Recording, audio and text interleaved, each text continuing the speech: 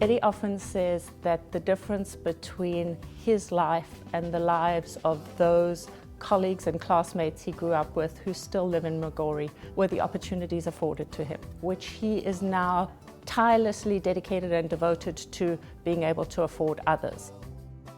We met for brunch and we were supposed to get together for about an hour and a half. It was all the time that either of us had, and we ended up spending pretty much the whole afternoon together long after our food was gone. When Eddy came up with the idea in church and presented it to the church youth, it was a noble idea. I think of Eddy as being an individual with a very, very strong internal moral compass. Eddy is like the candle that doesn't go out. He'd come from a really difficult background, but had risen beyond his mental and physical restrictions to become what I thought was a really vibrant young man. When I first met Eddy, I was just amazed by how many followers he had during the post-election crisis. It was over 50,000. Eddy is Pad, Pad is Eddy.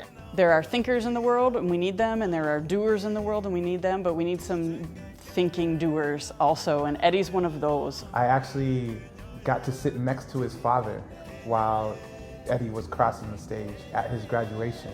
And it was a very powerful moment to just see the joy that was in his father's eyes.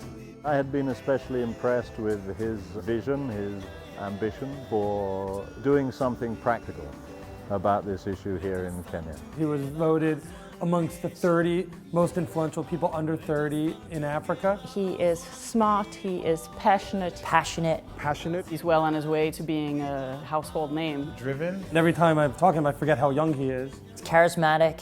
Focused. A visionary. Eddy's phenomenal. Remembers where he came from. And really he will stop at nothing to ensure that the work of PAD gets carried out.